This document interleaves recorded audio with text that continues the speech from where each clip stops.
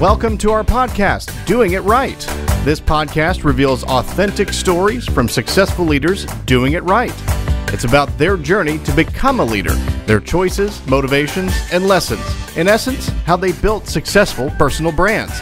Your host is Valerie Sokolowski, author of 8 leadership books and nationally known as an authority on executive presence and personal branding. Let's get started. Here's Valerie. You talk about having a guest that does it right. I have with me today my boss, kind of, the man who owns this puppy, Jeff Crilley. Thank you. Who is the CEO of Real News PR. And I can't wait for you, especially entrepreneurs, to listen up because he is one and he's been extremely successful. And I really want you to listen to how he's done this. He will leave us with some teachable points of view, what he's learned in the hard times, the scars to prove it, and all of that. Jeff, welcome. I'm thrilled to be here. Do you know this is the first because I've had the studios now for over a year, and this is the first time that I've ever been interviewed in my own studios. Is it really? Yes. Oh, we've got to put that up as a legacy for sure. Well, I thought it would be so fun. And you know, I'm remembering, Jeff, when I first knew you, you were the Emmy award-winning anchor on Fox. And I watched you, I did, as the anchor, and you had a really wonderful career, which I want you to talk about. And then, fast forward to, about 6 years ago or so, I heard you speak, which you'd been doing anyway. And here's what I remember, Jeff. I remember sitting on the front row, which I never do. I told you that. I never sit on the front row. But for some reason that day I did. And you were so engaging, so inspiring, so knowledgeable and funny. I found myself laughing and leaning in. Thank you. So, first of all, this is what started this business. So Jeff, just how did you go from being an anchor to what you're doing now with this book? Well, thank you, and I'm thrilled to be on the show. So I wrote the book in 2002, and forgive the airbrushing. People now say, Jeff, is that your son? Yes, no.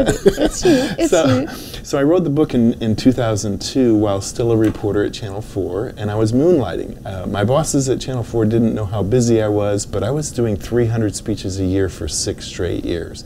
I sold 70,000 copies of that book out of the trunk of my car. Just breakfast speech, lunch speech, go to work at Channel 4. Breakfast speech, lunch speech, go to work at Channel 4. So along the way, as I'm signing people's books, they're complaining about their PR firm, or they're saying something like, Jeff, I don't have time to do any of this stuff. Could I just hire you? And I'd say, no, I'm on TV. I can't take your money. I'll just give you free advice. And they'd say, all right, give me free advice. I'd say, what are you trying to promote? They would tell me. I'd say, well, that's easy. There's a writer with the Dallas Morning News. Call her up, give her this, this, and this. That's your pitch, and you'll get in the paper. And then 2 or 3 days later, they're calling me up on a Sunday morning saying, Jeff Crilley, you're a genius. Do you get the Sunday Dallas Morning News? Go out on your driveway, see who's on the front page of the Sunday Dallas Morning News. And I would see a face that I recognized from a speech, and I just started to think to myself, you know what? I think I have a second act. I think if I started a all-journalist PR firm, I think I could really make a difference in my industry. And so I started this company in my home in 2008, 1 month before the housing bubble burst. Who knew, right? Oh. And then now I wake up and we have 19 employees and somewhere in the neighborhood of 100 clients between podcasting, broadcasting, and PR, and I love my life. You know what, Jeff? It didn't just happen, though. There were things along the way that I know you do so differently, and one of them is connecting the dots, exactly what you talked about. So what is it about you personally as a CEO that you're teaching these 19 people how to do? I want it to be a thank God it's Monday company. I really do. You know, everybody has a thank God it's Friday company. I like to think that I have a thank God it's Monday company. Great. I'll tell you a story. One of our employees went off and got married, and she was gone for 2 weeks. and the employee sitting right next to her was sad. I mean, you could tell that there was a depression there because her work friend was gone. And I love that because it just tells me what a good job we've done creating a culture where mostly millennials, I'm the old guy, mostly millennials are kind of running the company. And I like that. I like to be the owner of the company. I hate to run the company. So I've divested those responsibilities to others, and now I just get to come in every day and tell people what a great job they're doing, and I love my life. Isn't that wonderful? Not everyone does at work, and so it's wonderful to do that. Thank you. About culture, though, how would you describe the culture now? So we went through many, many changes to get to the point where we are now, and I remember a time when we only had 7 employees and nobody was getting along, and we actually had to bring in a workplace culture expert to get 7 people to get along. And I was walking from the parking garage to the building, and I had a knot in my stomach, and as I'm walking into work one morning, I said to myself, I don't want to come to work today. And just hearing myself say that was like, Jeff, if you own the company and you don't want to go to work at your own company, your company is sick. And what it turned out to be was just one employee that didn't fit. And that employee left, and everything changed around. And the promise I made to myself at that moment was, I'm never going to allow my company to get sick again. It should be a place where people thrive, and I'm not a micromanager. I just want great employees who come to work every day with a smile on their face. Like you do. Well, yeah. I mean, it's a company where you can innovate and create, and so the managers have all been encouraged to allow people to amaze us. You know, we hire people and say, just be brilliant and surprise us to the upside, and that's what we love. That's what people want. They want to be valued for what they bring. Yes. You just gave us one lesson right there, which is, if you have someone that needs to go now. Right, right. So I know from experience that in working with companies in coaching or training, that it's very difficult for leaders to cut the cord. Yes. And I can't remember the statistics now. The latest ones are saying more and more people are learning how to cut the cord faster because of exactly what you're saying. Yes. So I like that. So, Jeff, you're probably one of the most giving people I know. Thank you. You give advice. I mean, we sat down here and you immediately started giving me some tips and have you thought abouts, and where did that come from? That's my dad. Is it? That's my dad, and he's still alive and well. My mom, alive and well. They retired in Waco, and my father was a minister, and my mom was a secretary at a hospital.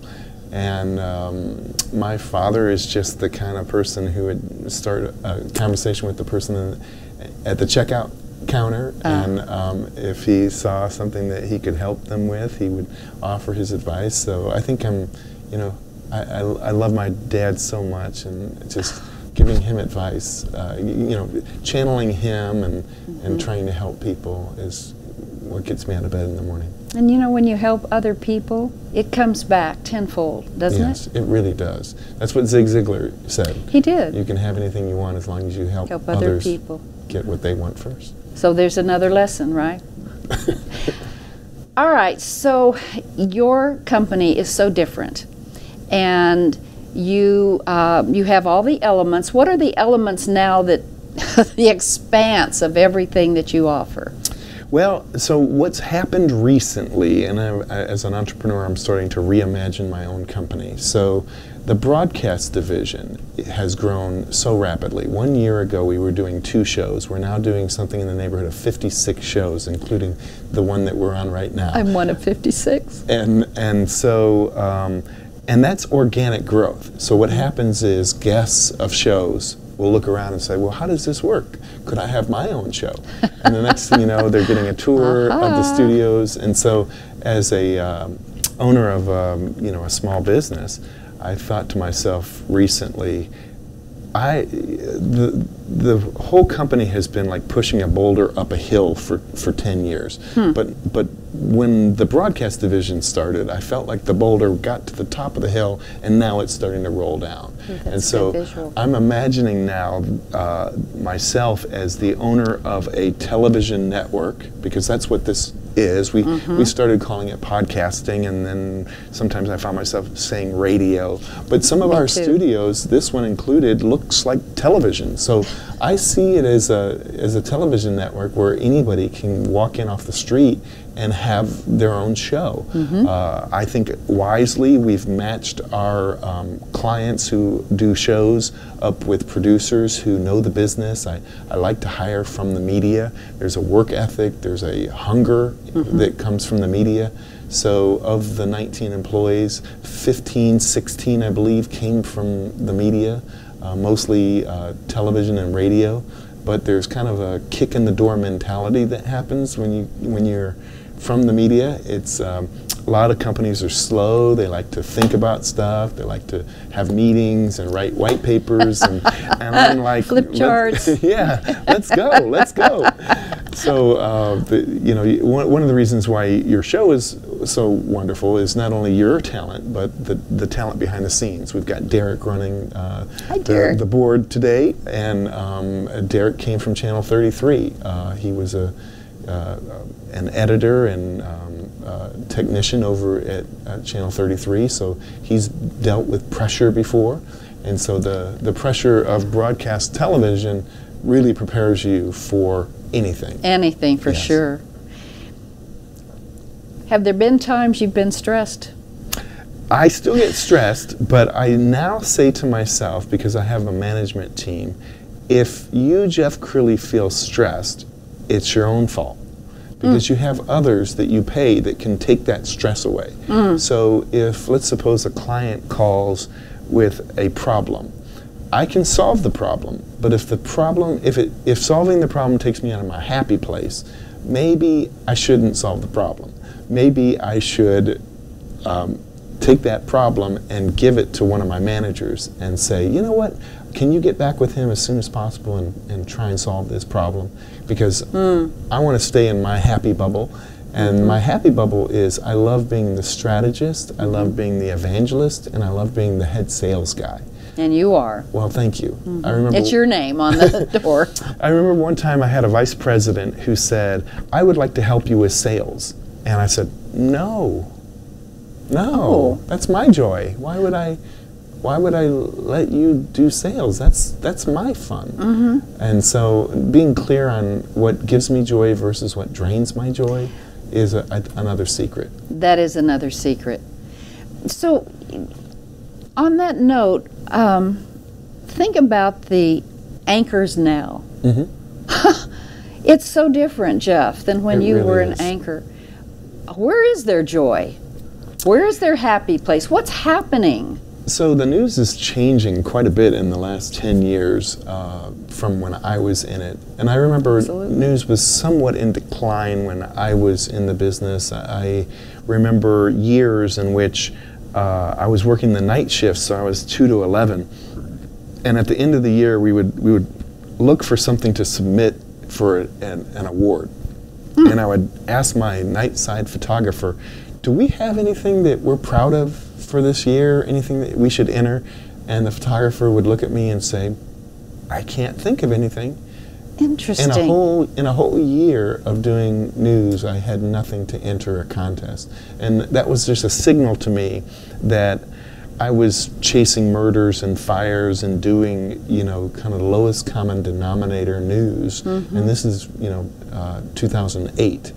So the complaint I hear from my friends in the news business is that they don't feel like they're often given a chance to do meaningful stories that make a difference. And so news directors, I would advise news directors to really, you got to cover the murders, you got to cover the fires, but you also have to let your storytellers tell stories that give them life, right, that give them joy, and so. That's missing. Yeah, it really is. And it's missing for us who are watching it. I think so. What's the greatest compliment anyone has given you? I love it when people remember a story that I did long, long ago. So I like what? Well, I had a series of reports. It was just the happy side of the news in the late 90s. All I did was feature stories. I just made people smile. And the segment was called Really Crilley. And so, Really Crilley. And this is like 20 years ago. But every once in a while, somebody will come up to me and say, Really Crilley. I remember your Really Crilley segment. And that was 2 decades ago. For somebody to actually remember that is flattering. That think about how many things have happened in the last 2 decades that they saved like 3 brain cells to remember Really Crilley. Now, isn't that another lesson for entrepreneurs? So, I do a lot of personal branding, leadership branding. Yes. And to have something that's easy to remember, something that you consistently say over and over again, if it's something that you really believe in. Yes. That's a great tip. I think so too. That's a great tip. It happened when I named the show. I named the show, of course, after Do It Right book. Yes, yes. And my daughter said, well, Mom, what do you do? And I said, well, I do, in business. And finally she said, Mom, you teach people to do it right. Isn't that it? Love How that. to do leadership right. And I said, yes. So why don't you just call it Doing It Right? And I'm like, oh, well, wouldn't that be unique? It's a great brand. And so we need to come up with our own brands, Yes, right? yes. When you think about the down times of stress, how do you, being so happy all the time, how do you handle that stress? Because we all have it. I like to work out. Do you? Workout is a good stress reliever. If I get worn down, I can tell that I need more sleep, and so I try to listen to my body. And on those days where I'm just weary and I can't find the joy, that's a signal to me that you're allowing your body to wear down. So if you're like me, you're watching at home, and you're like me, listen to your body. Your body is telling you things. If you don't have the energy to do something, you probably need more sleep. So something as simple as sleep. Correct. Rest. Yes. When you get up in the morning, what's the first thing you do? So I get up at 4 in the morning. Every single day. And why? And on the weekends I sleep until 6, but I have a daily email that goes out to 20,000 journalists across the country. They're print, radio, television, bloggers, producers all over the country, and I'm giving them story ideas that they can use that day. And I've been so faithful to this. I have not missed a morning in a decade. That's amazing. Not Christmas Day, not New Year's Day. This thing goes out. And I've taken it as a solemn oath. I feel like I'm a newspaper publisher. I mean, there's not a day when the Dallas Morning News is not going to come out. It's going to come out. It's going to come out. And so by making that commitment that I will do this every single day, and you have to imagine there were days when I was sick in the last 10 years where I probably didn't feel 100%, probably didn't want to do it. By putting it out, by the time I come into work at 8:30, 9 in the morning, I've already been working for 4 or 5 hours, and I don't think anybody can expect a company to work harder than the CEO. The CEO should set the standard for the company. So, and that's my joy. People have said, "Hey, couldn't you hire somebody to do that?" And I tell people that's my crossword puzzle. That's my joy. I like that. So I don't know that everyone knows that, but think about, I'm just saying to you listeners, think about getting up every day and making sure that you know what's going on all over the world and capturing those main things that need to be talked about. But here's the connecting the dots piece. What I know about that is then, what do you do with that information? You send it out to the press? Yep. And then what? So I send this daily email out to these journalists, and I put the expert's name and cell phone in there. So there have been times when I've put you out there on etiquette issues, and your phone starts ringing. I would ask you, what's your record for most interviews in a 24-hour, 48-hour period? Oh my goodness. Always during the holidays. You still put me out there. Yep. So all during the holidays, people want to know how to do it right with their gift giving or taking things back or going to social events and having to, all those, yes. So I would say the most I've had over the years, Jeff, is probably 20 interviews. That's amazing. Within like 2 days. Wow. And again, what listeners don't know, is that means that I have to be ready at 6 a.m. Yep. And I am on the phone, sitting at the desk, call after call after call, and it says, Valerie, okay, now we have stations on. Here, this is Valerie, and then boom, there it's on, and then another one, and then another one, and you get a little punchy. But you do that so well, and I'm bringing it up because it goes back to your gift. It is a gift to be able to connect the dots.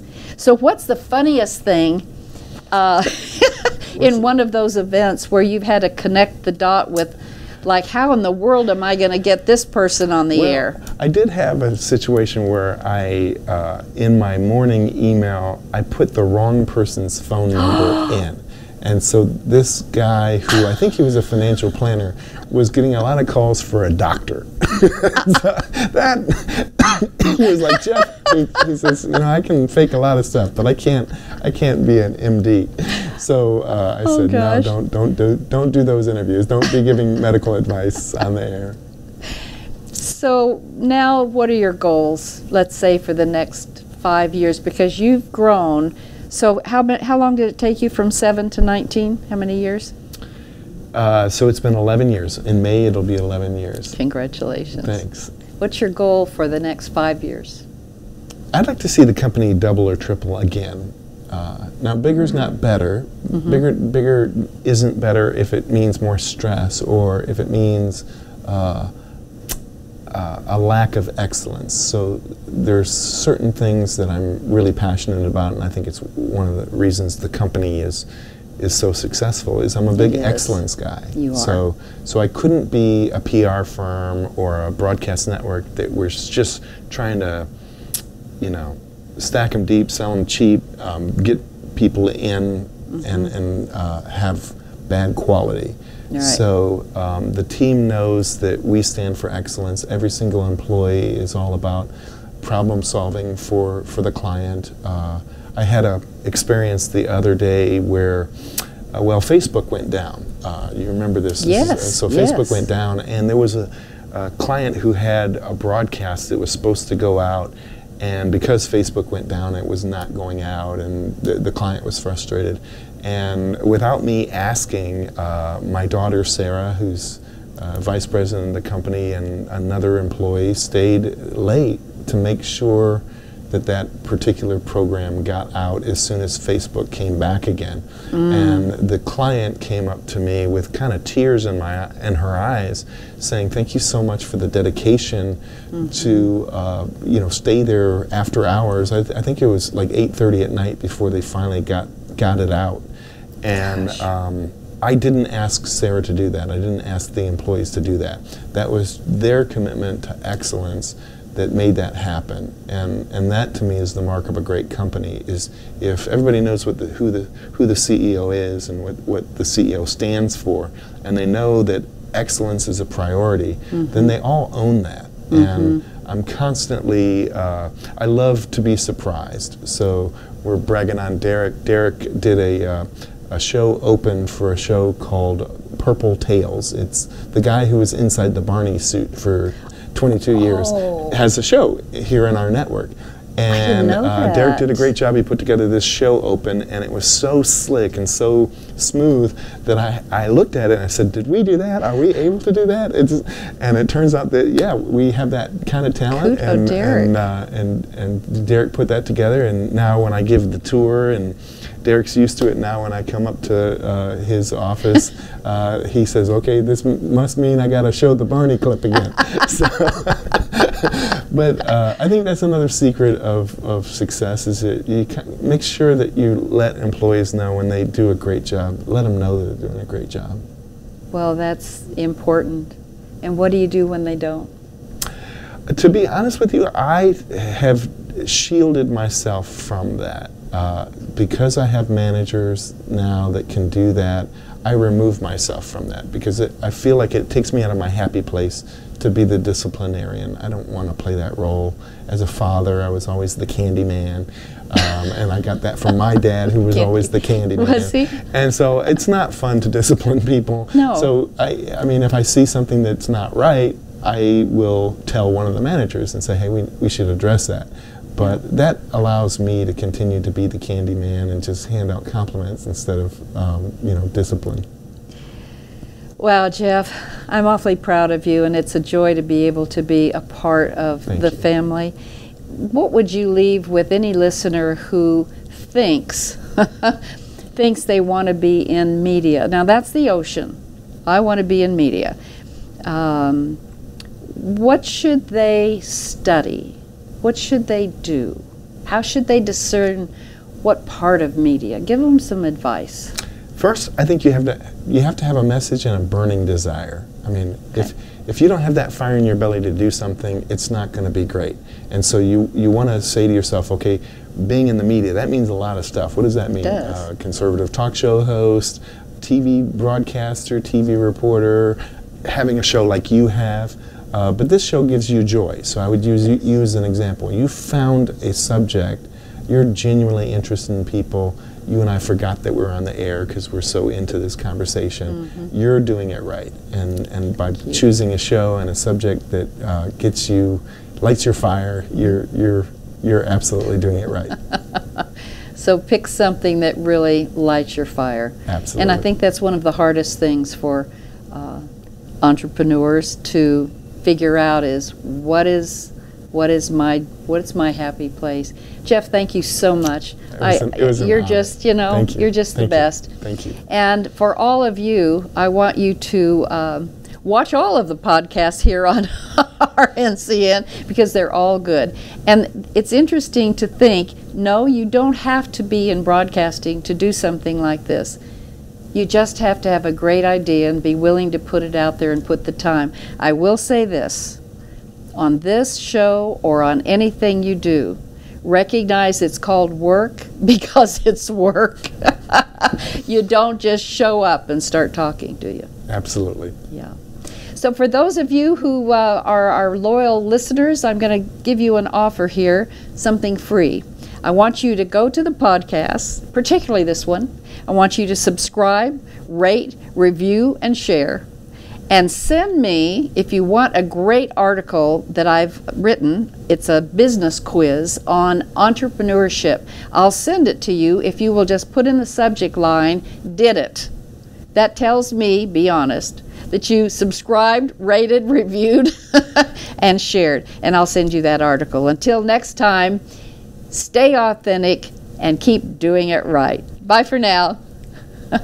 Thanks for listening. To receive Valerie's voice, free monthly leadership tips, and to learn more about her leadership programs and coaching, visit her website, valerieandcompany.com.